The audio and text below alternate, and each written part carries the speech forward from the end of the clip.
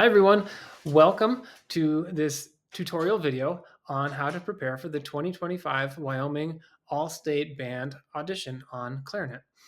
My name is Dr. Joshua Metz and I am the Director of Bands as well as the Instructor of Clarinet at Casper College. And I'm going to give you a few pointers on this, some suggestions on how to practice this piece, and hopefully it'll make it quite a bit easier for you. The first tip I'll recommend to you is don't practice it at dotted quarter equals 69 until you are really comfortable with all the fingerings and all the transitional material that's in here. It's just too fast and it's going to be messy. So instead of doing that, practice it at eighth note equals something like 100, 120, maybe even up to 180 before you really start thinking about what the dotted quarter is doing. Try to keep it nice and even at first. So the first problem most of the students I've talked to have is measure 17. Virtually nobody has a D sharp key on the left side of their clarinet. And so what that means is you're going to have to do a right to right slide between the D sharp and the C. And basically you just take your finger and just kind of glide down a little bit. You don't have to get all the way off the D sharp key, just enough that that pad closes and that the C pad closes as well. Sometimes if you find you're a little, you go to an audition and your hands are a little sweaty or it's just not sliding very well, a tip one of my teachers gave me a long time ago was just take your finger, just rub up of your hairline here, and you get a little bit of that oil on your skin, and you'll find that it actually slides quite a bit easier. So you have to slide from the D sharp to the C, and then you're going to play the B on the left, and then you're going to come back to play the D sharp again on the right. I'd practice that really, really slowly.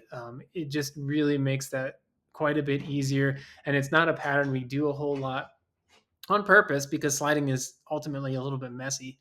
So that's the first tip I'll give you on there. If you look back at measure 15, it's two measures earlier, you're going to find that most people have trouble with the F sharp, E sharp, G sharp combination there at the end of this bar.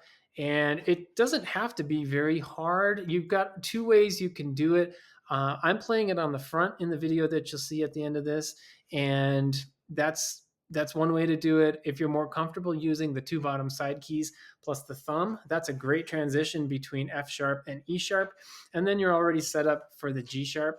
For me, I practice that flip between the front and the back pretty regularly, so it's quite easy.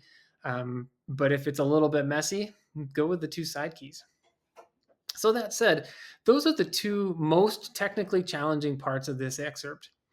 The other thing I would look at in this is almost everybody gets in the mindset that they want to just play all the notes and it's fast, and so we worry about that.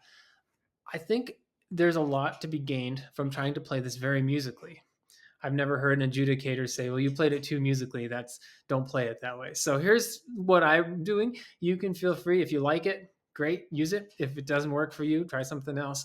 But I've put what I've done in blue. Now you have to do the crescendo diminuendo on each measure. And that sort of naturally fits with the line.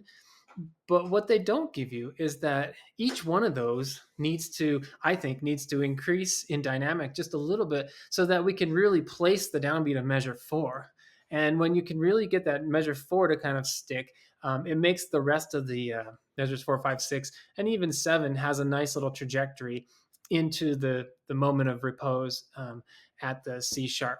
And I would recommend breathe after the C sharp. If you can go all the way from the beginning to 2/3 of the way through measure 8 before you need a breath, that would be perfect because that sets up the next phrase really well. So I'm going to crescendo each one of those. I'm probably going to get to mezzo forte, met forte maybe even by the time I get to measure 4. I'm going to do the same thing between measures 8 and measure 12. And then again, try to diminuendo back down. Now, one of the things they didn't give you in measure 16, where we have all the fun finger combination, I think it's important to play that a little bit more out. And so I'm going to play that forte, and I'm going to really place the downbeats. Da, da, dee, da, da, da, da, dee, da, da, da, da, da. And you see I've put tenutos over almost all of the downbeats because I really want to show that we are thinking about this in dotted quarters, but we're are good. We're going to practice something slower, but the listener is going to hear this in a group of 3 measures of dotted quarters. So basically, we could have probably done this in 12/8, right? And that would have shown the musical line a little bit better.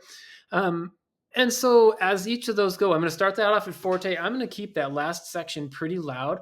And then I will diminuendo between measures 22 and 23 and try to end it on a piano if you can.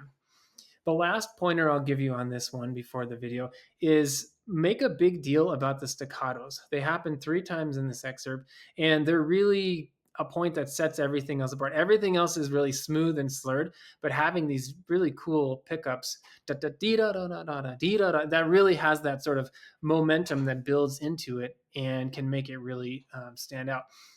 I think a lot of people are just going to play them tongued because it's fast, just sort of a general, like whatever I articulated it. If you can make a big deal about it and make it feel like it's a true staccato, maybe even clipping it a little bit, can really, at that speed, can really make it sound distinctive and it'll lend itself well.